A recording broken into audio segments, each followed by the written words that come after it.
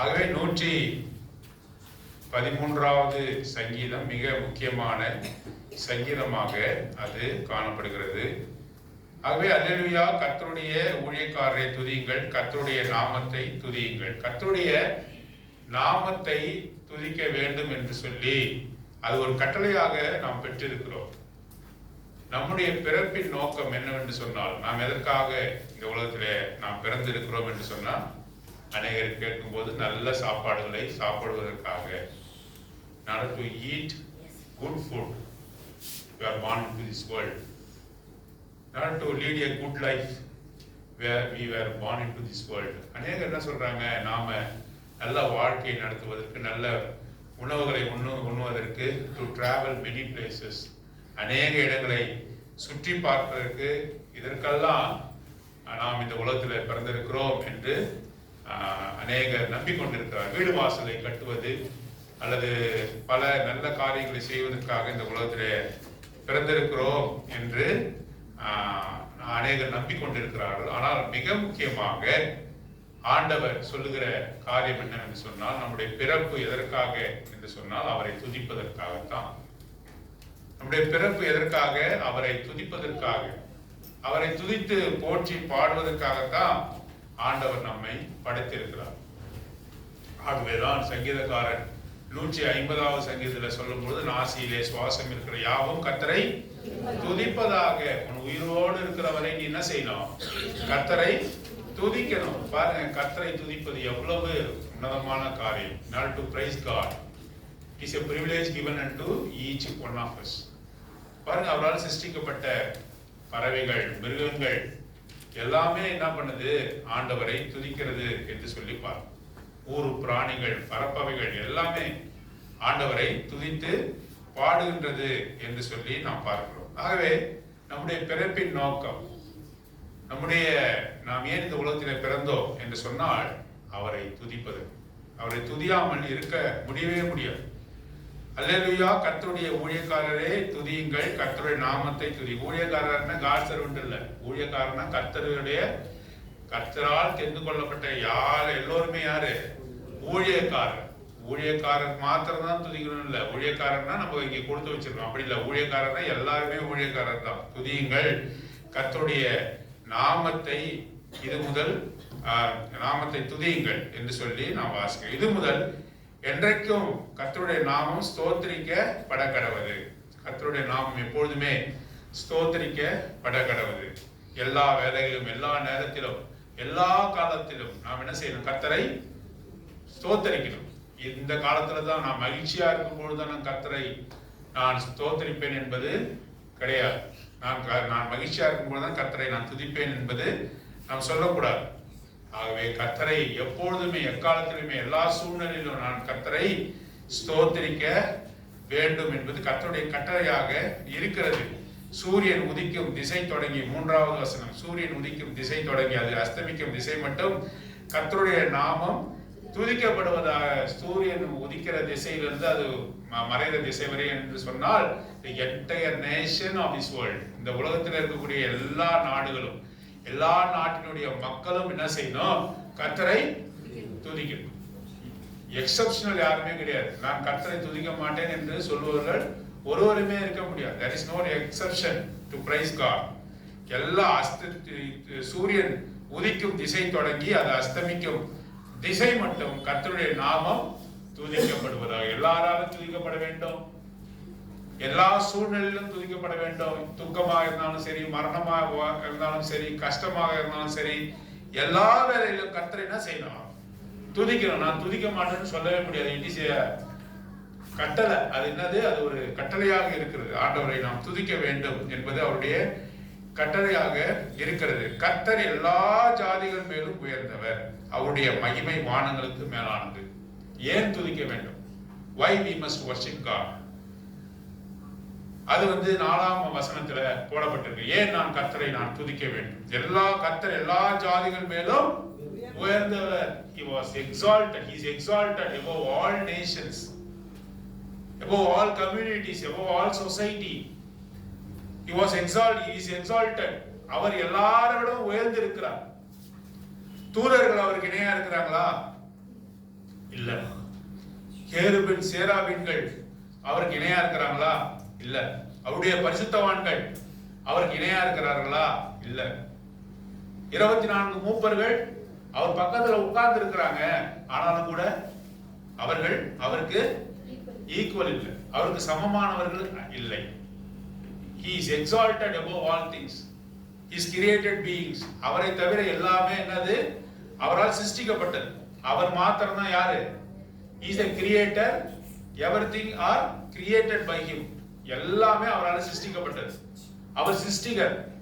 வானங்கள், பூமிகள், வானங்கள், பூமி, நட்சத்திரங்கள், தூதர்கள், பரிசுத்தவான்கள் எல்லாருமே அவரால சிருஷ்டிக்கப்பட்டவைகள். அவர் மாத்திரம் தான் சிருஷ்டி கர்த்தர். He is the creator God என்று சொல்லி வாசி. எல்லாரை காட்டிலும் உயர்ந்திருக்கிறார், எல்லாரை காட்டிலும் மேலானவராக இருக்கிறார். ஒருவேளை சிங்காசனத்திலே அவர் அருகாமையில இருக்கலாம், உட்கார்ந்து இருக்கலாம். 24 மூப்பர்கள் அவர் அருகாமையில உட்கார்ந்து இருக்கலாம். இந்த உலகத்தில் இருக்கும் பொழுது அவரிடத்துல என்ன போட்டி வந்தது, என்ன காரியம் வந்தது? அங்க நாம் பார்க்கும் பொழுது யார் உனக்கு பக்கத்திலே உட்கார்வார்? பக்கத்துல உட்கார்ந்தா மட்டும் உன்னுடைய உயர்வு உயர்ந்து விடவில்லை, அவரை காட்டிலும் நீ மேலானவராக நீ ஒரு காலமும் போக முடியாது. எல்லாரை காட்டிலும் உயர்ந்து இருப்பவர் அவர்தான். யார் மிக அருகாமையில் இருக்கிறார் தெரியுமா? கேருபீன்களும் சேராபீன்களும். கேருபீன்களும் சேராபீன்களும் அவருக்கு அருகாமையில் இருக்கிறார்கள். அவர்கள் கூட என்ன செய்கிறார்கள்? தங்களுடைய இரு சிறகுகளாலே முகத்தை மூடிக்கொண்டு, இரு சிறகுகளாலே உடலை மூடிக்கொண்டு, இரு சிறகுகளாலே பாதங்களை மூடிக்கொண்டு கர்த்தர் பரிசுத்தர் பரிசுத்தர் பரிசுத்தர் என்று அவரை ஓயாமல் ஆராதிக்கிறார்கள், துதிக்கிறார்கள் என்று பார்த்தோம். க்ளோஸ் ப்ராக்சிமிட்டி என்று சொல்லுவோம். அப்படி என்றால் மிக அருகாமையில் இருக்கக்கூடியவர்கள் இந்த கேராபீன்களும் சேராபீன்களும். அவைகள் கூட என்ன செய்யப்படுகிறது? அவருக்கு நிகரானது கிடையாது. அருகாமையில் இருந்தாலும் கூட அவருக்கு நிகரானது கிடையாது என்று சொல்லி பார்ப்போம். கர்த்தர் எல்லா ஜாதிகள் மேலும் உயர்ந்தவர். அவருடைய மகிமை வானங்களுக்கு மேலானது. வானங்கள் தான் அவருடைய மகிமையை விளக்குகிறது.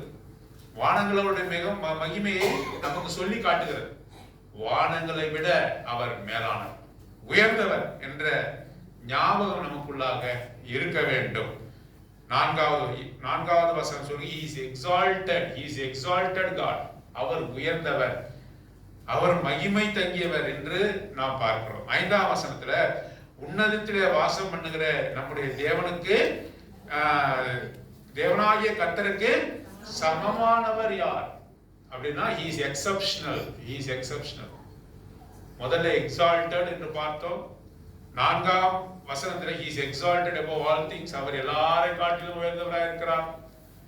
5ஆவது வசனத்துல நாம் பார்க்கும் பொழுது நாம் வாசிக்கிறோம் அவர் எக்ஸப்ஷனல், அவருக்கு சமமானவர்கள் யாருமே இல்லை என்று சொல்லி பாருங்க. இந்த பழைய ஏற்பாட்டில் நாம் வாசிக்கும் பொழுது அங்கே இந்த பெலிஸ்தியர்கள் கர்த்தருடைய உடன்படிக்கையை அவர்கள் பிடித்து கொண்டு போய் அவருடைய தெய்வமாகிய தாகோன் என்ற அந்த கோயிலிலே தாகோனுக்கு முன்பாக பெட்டியை வைத்தார்கள்.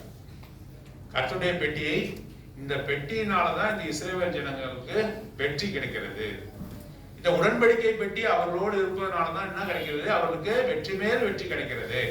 ஆகவே நாம் என்ன செய்யணும்? அவர்கள் முடிவு செய்தார்கள், இந்த உடன்படிக்கை பெட்டி எடுத்துக்கொண்டு போய் தாகோன் என்று சொல்லக்கூடிய அவர்களுடைய தெய்வத்தினுடைய கோயிலிலே முன்பாக வைத்தார்கள்.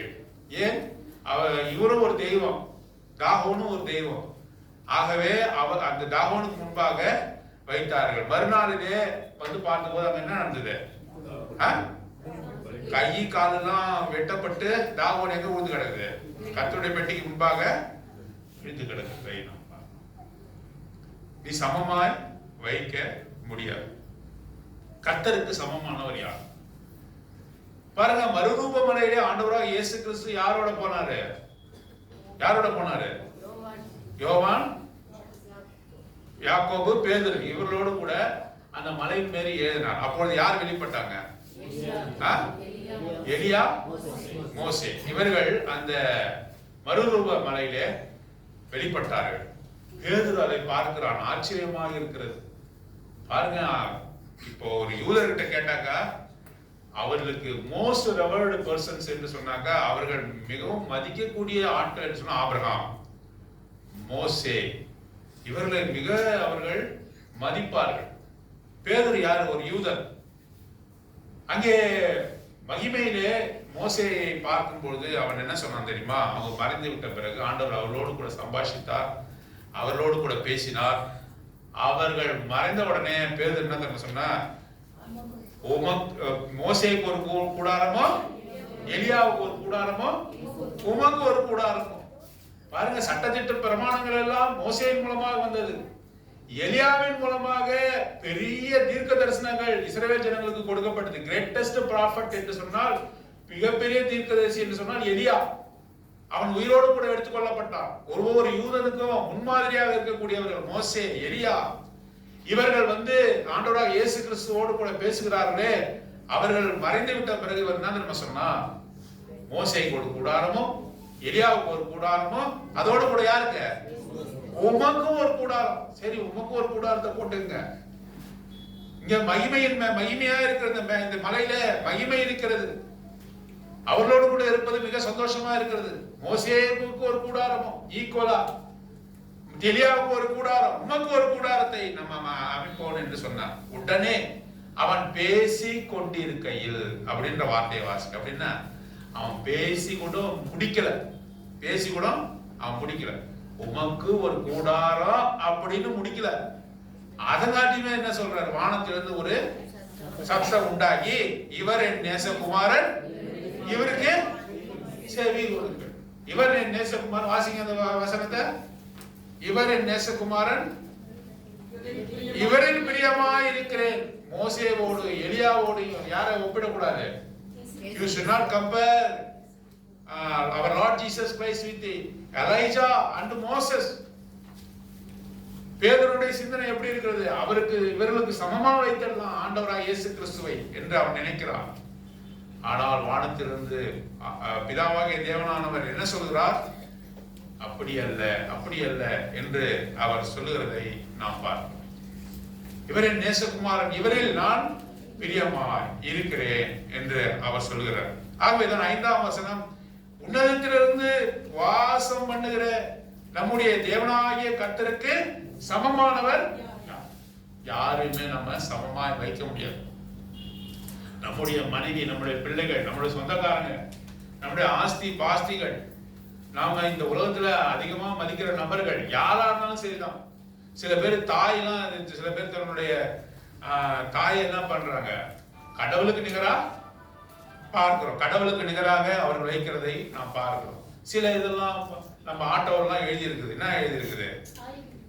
தாய்க்கு பின் தாரமா? அப்படி பார்க்கல, அப்படியும் பார்க்கல. தாய் தந்தை துணை, தாய் தந்தை துணை. சில தெய்வங்களை குறிப்பிட்டு துணைன்னு போட்டு வச்சிருப்பாங்க. சில ஆட்டோல தாய் தந்தை துணை. அப்படி என்னன்னா அவங்களுக்கு தெய்வம் யாரு? அப்பா. அப்படி செய்யலாமா? அப்படி செய்யக்கூடாது. வானத்துல வேணா கடவுள் தெய்வமா இருக்கலாம். பூமியில யார் உனக்கு தாயே? அம்மா தான் தாய். அப்படிலாம் கிடையாது. கர்த்தருக்கு சமமானவர் யார்? கர்த்தருக்கு சமமானவர் யார் என்று சொல்லி நாம் பார்க்கிறோம். பாருங்க, he is an exceptional God. முதல்ல he is exalted one.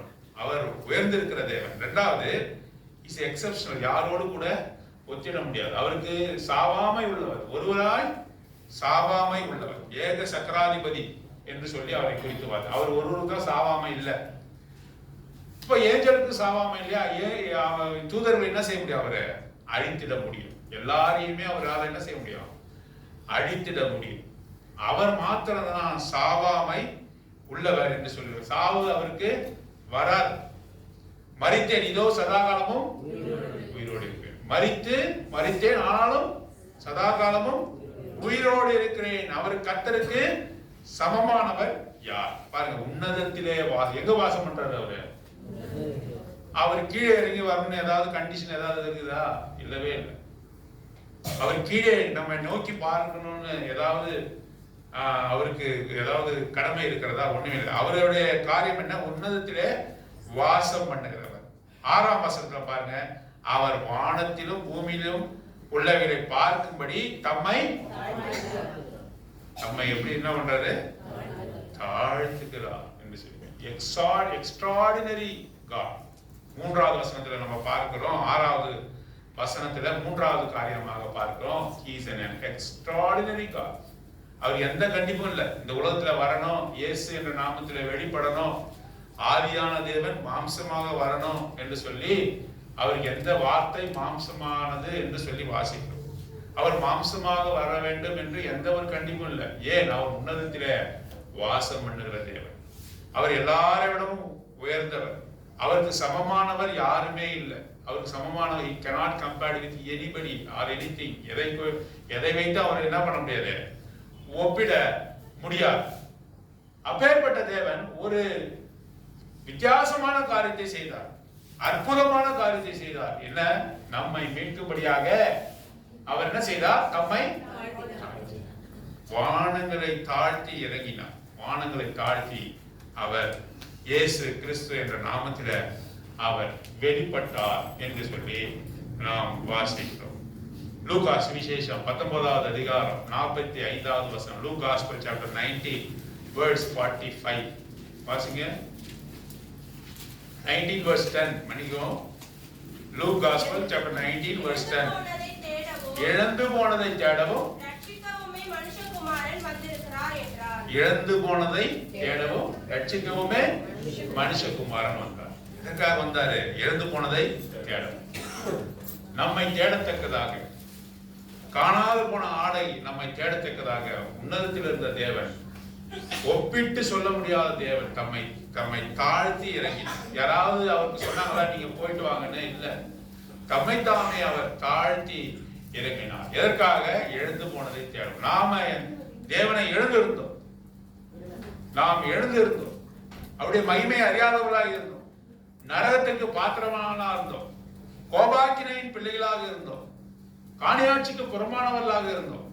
அவர் என்ன செய்தார்? தம்மை தாழ்த்தினார், தம்மை தாழ்த்தி இறங்கினார் என்று சொல்லி லூக்கா 19 10வது வசனத்துல வாசிக்கிறோம். மார்க் சுவிசேஷம் 10ஆம் அதிகாரம் 45வது வசனம். மார்க் காஸ்பல் சாப்டர் 10 verse 45 வாசிங்க. அப்படியே மனுஷகுமாரன் ஊழியம் கொள்ளும்படி வராமல் ஊழியம் செய்யவும் அநேகரை மீட்கும் பொருளாக அவர் எப்படி வந்தாரு? ஊழியம் செய்யும்படியாக வந்தார். ஊழியம் கொள்ளும்படியாக வந்திருக்கலாம். ஏன்? அவர்தான் இந்த உலகத்தை உண்டாக்கினார். அவருடைய பாதங்களுக்கு கீழாகத்தான் இந்த உலகமே இருக்கிறது. அவரை காட்டிலும் யாரும் உயர்ந்தவர்கள் இல்லை, அவருக்கு சமமானவர் இல்லை. இப்ப என்ன செய்யலாம்? எல்லாருடைய ஊழியத்தையும் அவர் வாங்கலாம். எனக்கு வேலை செய்யுங்கள், எனக்கு வேலை செய்யுங்கள் என்று அவர் கட்டாயப்படுத்தலாம். ஆனால் அப்படி அவர் வராமல், ஊழியம் கொள்ளும்படி வராமல், ஊழியம் செய்யும்படியும் அநேகருக்காக தம்முடைய ஜீவனை கொடுக்கும்படியாக வந்தார். ransom for many என்று வாசி. He ransomed his life for many. He came to serve us. He came to serve us as a servant. பிலிப்பியர் 2ஆம் அதிகாரத்துல வாசிக்கிறோம். எப்படி வந்தார் அவரு? பிலிப்பியர் 2ல அடிமையின் ரூபம் எடுத்து, மனுஷ சாதலாகி அடிமை ரூபம் எடுத்து தம்மை தாமே தாழ்த்தினார் என்று சொல்லுவார். எப்படி தாழ்த்தினார்? அடிமையை ரூபம் எடுத்து சிலுவையிலே தம்மை தாழ்த்தினார். எதுவரை தாழ்த்தினார்? மரண பரியந்தம் தம்மை தாழ்த்தினார். அடிமையின் ரூபம் எடுத்தார். He became a slave for us. He served us. இந்த உலகத்துல நமக்காக அவர் ஊழியம் செய்தார். மாத்திரமல்லாமல் அடிமையின் ரூபம் எடுத்து சிலுவையின் மரண பரியந்தமும் தன்னை தாழ்த்தினார் என்று சொல்லி நாம் பார்க்கிறோம். பாருங்க, அவர் வானத்திலும் பூமியிலும் உள்ளவர்களை பார்க்கும்படி தம்மை தாழ்த்தினார். 1 தீமோத்தேயு 1ஆம் அதிகாரம் 15வது வசனம். 1 தீமோத்தேயு chapter 1 verse 15 வாசிங்க. 1 தீமோத்தேயு பாவிகளை ரட்சிக்க உலகத்தில் வந்தார் வார்த்தை உண்மையும்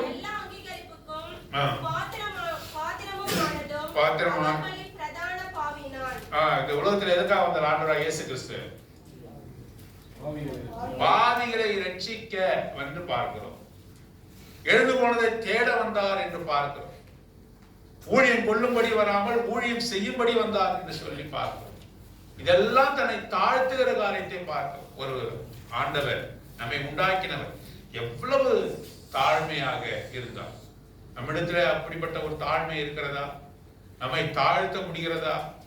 நம்மை தாழ்த்த முடிகிறதா? நம்மை தாழ்த்தி அவரை ஆராதிக்க முடிகிறதா? பாருங்க, அவரால் சிருஷ்டிக்கப்பட்ட ஒரு தேவதூதன் என்ன சொல்லுவான்? நான் வானத்துக்கு ஏறுவேன். யார் அவன் பேரு? லூசிபர், பிசாசு. தாழ்மை இல்லை அவனிடத்துல, தாழ்மை இல்லை. அந்த தேவதூதனிடத்துல தாழ்மை இல்லை. அந்த தேவதூதன் என்ன சொன்னான்? நான் என்ன பண்ணுவேன்? வானத்துக்கு ஏறுவேன், அவருடைய சிங்காசனத்திலே உட்காருவேன் என்று சொன்னான். ஆண்டவர் அவனை குறித்து சொல்கிறார், அவனை போல அழகானவன் யாருமே இல்லை. Is a morning star. அவனை போல அழகானவன் இல்லை. ஆனால் அந்த கேடுற்றவனாக, அந்தகாரத்தின் மகனாக அவன் மாற்றப்பட்டான். ஏன்? அவனுக்கு தாழ்மை இல்லை. ஆனால் வானாதி வானங்களுக்கு மேலானவர், எல்லாரை காட்டிலும் உயர்ந்தவர், இப்படிப்பட்டவர் எப்படி தம்மை தாமே தாழ்த்தினார்? சிலுவையின் மரணவரையும் தம்மை தாழ்த்தினார். He came to serve us. நமக்கு ஊழியம் செய்யும்படியாக வந்தார், ஊழியம் செய்யும்படியாக வந்தார். பாருங்க, இந்த உலகத்துல ஆண்டவர் இருக்கும்பொழுது அவருடைய சீஷர்களுக்கு அநேக உபதேசங்களை செய்தார். சீஷருக்கு மாத்திரமா? ஆமா, சீஷருக்கு தான். நான் என்ன சொல்றேன் புரியுதா பிரதர்? எல்லார் இடத்துலயும் சொன்னார், எல்லார்கிட்டையும் கதை சொன்னார், எல்லார் இடத்துலயும் ஓமையா சொன்னார், ஓமைகள் அதிகமாக சொன்னார். எல்லாரும் கதை கேட்கிற போல இந்த கதை எப்ப முடியும் அப்படின்னு உட்கார்ந்துருந்தாங்க. ஆண்டவர் அங்க போனா, ஒரு இடத்துக்கு போனாங்க, எப்படி பிரசங்கம் நடத்துவாருன்னு சொன்னா, மலை மேல ஏறி உட்காருவாரு, எல்லாரும் உட்காருவாங்க. உட்கார்ந்த உடனே அவர் என்ன சொல்லுவாரு? உடனே வசனத்தை எடுத்து சாதாரண சொல்ல கதை சொல்லுவார். ஒரு தகப்பனுக்கு 2 குமாரன் இருந்தார்கள். ஒரு மனுஷன் பிரயாணப்பட்டு போனான். கதை கேட்கறதுக்கு அந்த காலத்துல இருந்து எல்லாருக்கும் என்ன பண்ணுது? பிடிக்குது. இவங்க அவர் கதை சொல்ல கதை சொல்ல கதை சொல்ல எல்லா ஜனங்களும் அதை ஆர்வமாய் கேட்டுக்கொண்டிருப்பார்கள். அந்த சமயத்துல என்ன பண்ணுவாங்க? இந்த சீஷர்கள் இவருக்கான உணவை ஆயத்தம் பண்ணுவாங்க. யாருக்கு? அவர் வெகு நேரம் பேசுவாரு. ஆகவே என்ன பண்ணுவாங்க? சீஷர்கள் போய் பக்கத்துல இருக்கிற கிராமங்களுக்கு போய் இவருக்கு தேவையான உணவுகளை கொண்டு வந்து கதை முடிஞ்ச உடனே அவங்களுக்கு சாப்பாடு கொடுத்து வீட்டுக்கு அனுப்பத்தான். அந்த அவங்களை அனுப்பிவிட்டு இவர்களை மாத்திரம் அழைத்து அவர் என்ன தெரியுமா கேட்பாரு?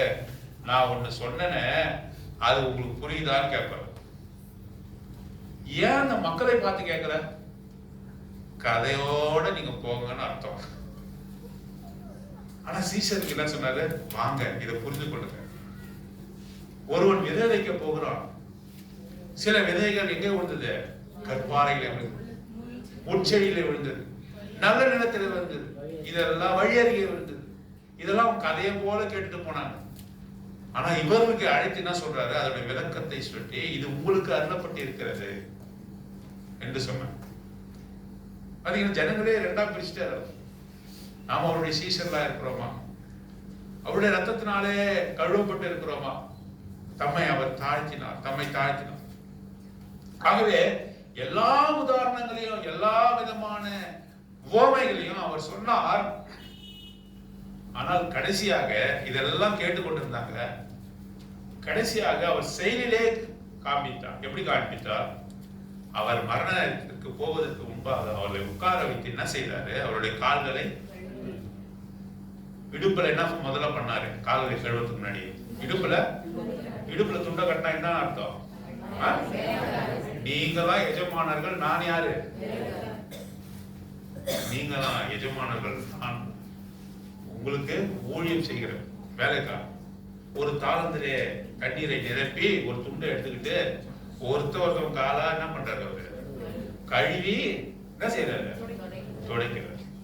அந்த காலத்துல இந்த போல செருப்பு போட்டுன்னு போற பழக்கம்லாம் கிடையாது. ஏதோ ஒருத்தவங்க பாதரட்சையை போட்டு போவோம். எவ்வளவு அழுக்கான கால்கள். அதை கையால பிடித்து அதை துடைத்து கழுவி துடைத்தார். தாழ்மையை செயல்பாட்டிலே காட்டினார். நான் ஊழியம் செய்ய வந்திருக்கிறேன் என்று அவர் சொன்னார். தன்னை தாழ்த்துகிறது. அவன் எவ்வளவு பெரிய உயர்ந்தது. நமக்கு கொஞ்சம் வசதி வந்தாவே நம்ம எப்படி இருக்கிறோம்? என்கிட்ட பேசுறதுக்கு நேரம் வாங்கணும், என்கிட்ட நீங்க பேச முடியாது, நீங்க யாரு, நான் அலுவலா இருக்கிறேன் என்று பல காரணங்களை நாம் சொல்லுகிறோம். ஆனாலும் கூட கர்த்தர் எப்படி தன்னை தாழ்த்துகிறவராக இருக்கிறார். 4ஆம் வசனத்துல என்ன பார்த்தோம்? He is exalted, அவர் உயர்ந்தவர். 5ஆம் வசனத்துல என்ன பார்த்தோம்? He is exceptional, அவருக்கு நிகரானவர் யாரும் கிடையாது. 6ஆம் வசனத்துல என்ன பார்த்தோம்? He did extraordinary thing. 3 he என்ற லெட்டர்ல நான் சொன்னேன். exalted, exceptional, extraordinary என்று பார்க்கிறோம். 7ஆம் வசனம், அவர் சிறியவனை புழுதியிலிருந்து தூக்கி விடுகிறார், எளியவனை குப்பையிலிருந்து உயர்த்துகிறார். சிறியவனை என்ன செய்யறாரு? புழுதியிலிருந்து தூக்கி விடுகிறார், எளியவனை குப்பையிலிருந்து உயர்த்துகிறார். இந்த வசனத்தை வாசிச்ச உடனே நமக்கு என்ன ஞாபகம் வரணும்? என்ன ஞாபகம் வரணும்? எங்க வீட்டு தான் ஞாபகம் வரும். அண்ணானுடைய ஜபம். 1 சாமுவேல் 2ஆம் அதிகாரம் 8ஆம் வசனம். 1 சாமுவேல் 2ஆம் அதிகாரம் 8ஆம் வசனம். 1 Samuel chapter 2 verse 8 வாசிங்க. அவர் சிறியவனை புழுதியிலிருந்து எடுத்து எளியவனை குப்பையிலிருந்து உயர்த்துகிறார். பாருங்க, அங்க சொல்லப்பட்ட வசனம் அதே வசனத்தை இங்கே சங்கீதக்காரன் சொல்கிறதை பார்க்கிறோம். சிறியவனை குப்பையிலிருந்து புழுதியிலிருந்து தூக்கி விடுகிறார், எளியவனை குப்பையிலிருந்து உயர்த்துகிறார். அதோட விட்டுட்டாரா? என்ன செய்யறாரு பாருங்க, அவனை பிரபுக்களோடும் தமது ஜனத்தின் அதிபதிகளோடும் உட்கார பண்ணுகிறார். அவனுக்கு எவ்வளவு மரியாதையை கொடுத்தார் என்று சொல்லி பாருங்க. மனம் திரும்பிய மைந்தனை குறித்து லூக்கா 15வது அதிகாரத்திலே நாம் வாசிக்கிறோம். அங்கே நான் என் தகப்பனிடத்திலே போவேன், அவரிடத்துல நான் என்ன செய்வேன்? நான் மன்னிப்பை கேட்பேன், பிறகு வேலைக்காரனின் ஒருவராக என்னை வைத்துக் கொள்ளும் என்று கேட்பேன் என்று சொல்லி போறான். அதே போல போய் அந்த தகப்பனிடத்துல பேசுகிறான். இப்பொழுது சரி மகனே, நீ என்னுடைய சொத்தெல்லாம் அழிச்சிட்ட, இப்போ அண்ணங்காரன் என்ன சொல்லுவான்னு தெரியல, ஆகவே நான் என்ன செய்யறேன், உனக்கு நீ வேலைக்காரனின் ஒருவனாக இல்ல வேலைக்காரனுடைய தலைவனாக இரு என்று சொன்னாலே பெரிய அன்பு.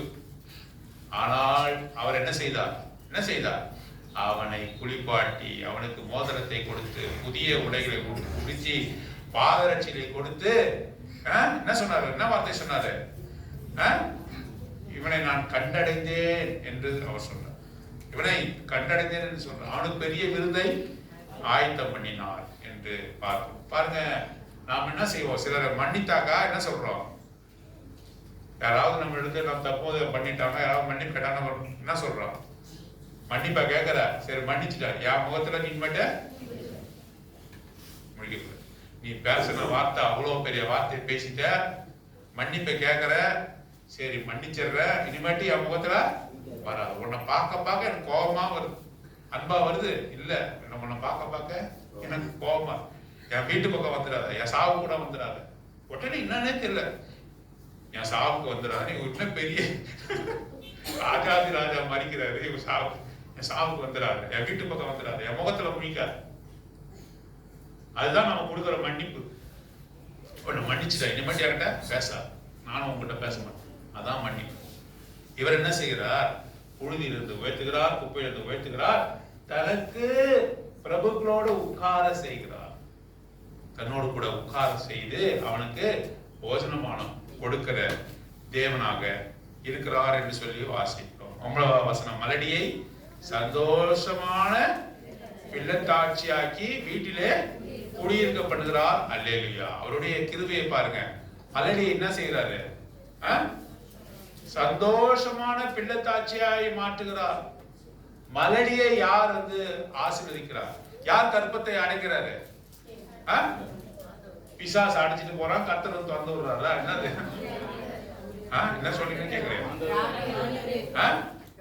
ஆண்டவரே பிள்ளையை தாட்சியை கொடுக்கிறார். ஆண்டவரே கற்பத்தை அடைக்கிறார். ஆண்டவர் என்ன செய்கிறாரு? திறக்கிறார். அதை வந்து 1 சாமுவேல்ல கூட வாசிக்கிறோம். 2ஆம் அதிகாரம் 5ஆம் வசனம் வாசிங்க. 2ஆம் அதிகாரம் 5ஆம் வசனம் வாசிங்க. 6ஆம் வசனம் வாசிங்க வாசிங்க. 5ஆம் வசனம் வாசிக்கலாம். திருப்தியா இருந்தவர்கள் அப்பத்துக்காக கூலி வேலை செய்கிறார்கள். பசியாயிருந்தவர்கள் இனி பசியாகிறார்கள். மலடியாயிருந்தவள் 7 பெற்றாள். மலடியாயிருந்தவள் 7 பெற்றாள். அநேக பிள்ளைகளை பெற்றவளோ ஆசீர்வதிக்கப்பட்டாள். மலடியா இருந்தவள் 7 பெற்றாள்னா 7 குழந்தை பிறக்கணும் அர்த்தமா? என்ன அர்த்தம்? பரிபூரணமாய் ஆசீர்வதிப்பார். நீ ஒரு மலடி, உனக்கு பிள்ளை கிடையாது, நீ மலட்டுத்தன்மை உடையவள் என்று பரியாசம் பண்ணுகிறவர்கள் மத்தியிலே ஆண்டவர் என்ன செய்கிறாரு? மலடியை சந்தோஷமான பிள்ளைத்தாட்சியாக்கி, சந்தோஷமான பிள்ளைத்தாட்சியாக்கி. ஒரு மலடியா இருந்து பிள்ளை பெறும்பொழுது அதனுடைய சந்தோஷம் மிக சந்தோஷமாக இருக்கும். மலடியை சந்தோஷமான பிள்ளைத்தாட்சியாக்கி வீட்டிலே குடியிருக்க பண்ணுகிறார். அந்த காலத்துல குழந்தை பிறகுலனாக்கா இங்க மாத்திரம் இல்ல, அங்க யூத நாட்டுல, இஸ்ரேல் நாடெல்லாம் எப்படின்னாக்கா கொஞ்ச நாள் குழந்தை பிறகுலாம் பாப்பாங்க. அடுத்தது என்ன செய்வாங்க? வேலைக்காரி எடுத்து கொடுத்துருவாங்க. புருஷன் வேற ஒரு பெண்ணை கல்யாணம் பண்ணாலும் தடை செய்யக்கூடாது இல்லையா? அப்படிதான் நம்ம பார்க்கிறோம். எவ்வளவு வேதனை அந்த பெண்ணுக்கு இருக்கும். நம்ம பார்க்கிறோம், மலடியை சந்தோஷமான பிள்ளைத்தாட்சி ஆக்கி வீட்டை விட்டு போகாமல் அவளுக்கு என்ன வீட்டிலே இடம் கொடுக்கிறார். புருஷனிடத்திலே அவளுக்கு இடம் கொடுக்கிறார் என்று சொல்லி பாருங்க. இந்த மலடியா இருந்து குழந்தை பெற்றவங்க எப்படின்னாக்கா ரொம்ப ஆசீர்வாதமான பிள்ளைகளை பெற்றிருக்கிறாங்க. சாராலை பார்க்கிறோம், ராகேலை பார்க்கிறோம், அண்ணாலை பார்க்கிறோம். இவளுடைய குழந்தைகள் எல்லாம் எப்படி இருக்கிறாங்க? பெரிய சாட்சியாக அவர்கள் காணப்பட்டிருக்கிறார்கள் என்று சொல்லி பாருங்க. மலடியை சந்தோஷமான பிள்ளைத்தாட்சியாக்கி வீட்டிலே குடியிருக்க பண்ணுகிறார். அல்லேலூயா என்று சொல்லி நாம் வாசிக்கிறோம். சங்கீதம் 113வது சங்கீதம் ஒரு உன்னதமான சங்கீதமாய். அவர் எல்லாரையும் காட்டிலும் உயர்ந்தவர். அது மாத்திரமல்ல, அவர் என்ன செய்கிறார்? அவருக்கு நிகரானவர் ஒருவரும் இல்லை. 3வது காரியம் என்ன பார்த்தோம்? அவர் என்ன செய்யறாரு? அவர் அற்புதமான காரியங்களை அவர் செய்கிறார். அற்புதமான புத்திக்கு எட்டாத காரியங்களை செய்கிறார். புத்திக்கு எட்டாத காரியமாக என்ன செய்தார்? தம்மை தாழ்த்தி. He is exalted, he is exceptional, அப்புறம் he is extraordinary thing. நம்ம மனுஷன் மூளையினாலே யோசிக்க முடியாத காரியத்தை அவர் செய்கிறார் என்று சொல்லி பாருங்க. தூதர்கள் கூட இது எப்படி நடக்கும் என்று சொல்லி அவர்கள் ஆச்சரியப்பட்டார். ஆவியான தேவன் மாம்சமாக எப்படி வருவார் என்று சொல்லி அவர்களுக்கு புரியாததாக இருந்தது என்று சொல்லி ஆகவே எளியவனை சிறியவனை உயர்த்துகிறவர், பிரபுக்களோடு உட்கார வைக்கிறவராய் இருக்கிறார். ஆகவே பூமியில் சூரியன் அஸ்தமிக்கும் இடம் தொடங்கி அது உதிக்கும் இடம் தொடங்கி அஸ்தமிக்கும் இடம் வரை யாருடைய நாம் துதிக்கப்படலாம்? அநேக நேரம் நாம் என்ன செய்யலாம்? மனுஷர்களை வணங்குகிறவர்களாக துதிக்கிறவர்களாக காணலாம். ஓவரா துதிக்கிறவர்களாக இருக்கும். ஓவரா பாராட்டை வேணும். நம்ம ஏதாவது ஒரு காரியம் யாருக்காவது செஞ்சுட்டாக்கா அவர்கள் என்ன செய்யணும்னு நம்ம நினைக்கிறோம்?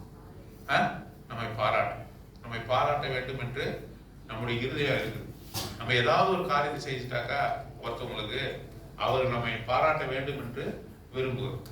பாருங்க, வீட்டுல மனைவி கூட நல்ல ஒரு பதார்த்தம் வச்சுட்டாக்கா நம்ம சாப்பிட்ட பிறகு அமைதியா இருந்தாலும் விட மாட்டாங்க. பாத்துருக்கீங்களா? நீங்களாம் பார்க்காத மாதிரியே பேசுறீங்க. அமைதியா நம்ம மட்டும் போயிட்டோம்னா போன் அடிச்சு குழம்பு சாப்பிட்டீங்களா நீங்க அப்படின்னு சாப்பிட்டேன், சரி வைங்க. நம்ம எங்க வீட்டுல நடந்த மாதிரி சொல்றதுன்னு பாக்குறீங்க. எல்லாரோட வீட்லயும் நடக்கிறதா நான் சொல்றேன். ஒரு 2 மணி நேரம் கழிச்சு சாப்பிட்டீங்களா? சாப்பிட்டம்மா, சாதம் காலி ஆயிடுச்சு. அப்ப எல்லா சாதத்தையும் போட்டு சாப்பிட்டுட்டீங்க அப்படின்னா குழம்பு ருசியா இருக்கு சொல்லுன்னு அர்த்தம். சாப்பிட்டம்மா. வீட்டுக்கு வந்து என்ன பண்றாங்க? வீட்டுக்கு வந்து வரும்போது என்ன கேட்கறாங்க? சாப்பிட்டீங்களே, நல்லா இருக்குன்னு ஒரு வார்த்தை சொல்ல தெரியாது, நல்லா இருக்குன்னு ஒரு வார்த்தை சொல்ல தெரியாது அப்படின்னு நம்ம பார்த்து கேட்கிறோம். நாம புகழப்பட விரும்புவோம். இது உங்களுக்காக மாத்திரம் சொல்றதில்லை, எல்லாருக்கும் நாமும் கூட தான் சரி. எனக்கு நான் புகழப்பட வேண்டும் என்று விரும்புகிறேன். மனுஷன் புகழப்படத்தக்கவனாக கர்த்தர் மாத்திரமே உயர்ந்து இருக்கிறவர், கர்த்தர் மாத்திரமே உன்னதத்தில் இருக்கிறவர், கர்த்தர் மாத்திரமே உயர்ந்த உன்னதத்திலே வாசம் பண்ணுகிறவர். அவர் என்ன திரும்ப செஞ்சாரு? நாம செய்ய முடியாத காரியம் தம்மை தாழ்த்தி மரண பரியந்தம் தன்னை தாழ்த்தி இறங்கினார். உன்னை குப்பையிலிருந்து உயர்த்தும்படியாக, புழுதியிலிருந்து உன்னை தூக்கி எடுக்கும்படியாக அவர் என்ன செய்தாரு? தம்மை தாமே தாழ்த்தினார். அவர் வர வேண்டிய அவசியமே இல்லை. இது உனக்காக எனக்காக வர வேண்டிய அவசியமே இல்லை. தொலைந்து போனதை தேடவும் அவர் இந்த உலகத்திலே வந்தார். பாவியை மீட்க அவர் வந்தார். அப்போஸ்தலன் பவுல் 1 தீமோத்தேயு 1:15 வசனத்துல இந்த வசனத்தை சொன்ன பிறகு அவர் சொல்றாரு, அவர் எதற்காக வந்தார்? பாவியை ரட்சிக்க இயேசு கிறிஸ்து இந்த உலகத்தில் வந்தார் என்ற வார்த்தை உண்மையும் எல்லா அங்கீகரிப்புக்கும் ஏற்றதுன்னு சொல்லிட்டு அதுக்கு அடுத்தது என்ன சொல்றான்? ஐ ஆம் த சீஃப் சின்னர். ஒரு லைன் ஃபார்ம் பண்ணுங்கன்னு சொல்றாரு ஆண்டவர். எப்படிப்பட்ட லைனு? யார் ஃபர்ஸ்ட் ரேங்கோ முதல்ல நில்லுங்க நான் சொன்னாரு. யார் நல்ல ஹைட்டா இருக்கிறீங்க அவங்க முதல்ல நில்லுங்க நான் சொன்னாரு. அவர் லைன் ஃபார்ம் பண்ற முதல் பாவி யாருன்னா யார் போய் நிக்கிறா? அப்போஸ்தலன் பவுல் தான். எல்லாரை விட நான் தான் பெரிய ஐ ஆம் த சீஃப் சின்னர். அப்ப முன்னாடி போய் நிக்கிறான். ஏன்? நான் பெரும் பாவி என்று அவர் இடத்துல ஒத்துக்கொண்டாதான் முதல்ல கிருபை யாருக்கு கிடைக்கணும்? எனக்கு கிடைக்கும். எனக்கு கிடைக்கணும். அவன் சொல்லிட்டு சொல்ற வார்த்தை ஐ ஆம் தி சீஃப் என்று சொல்றான்.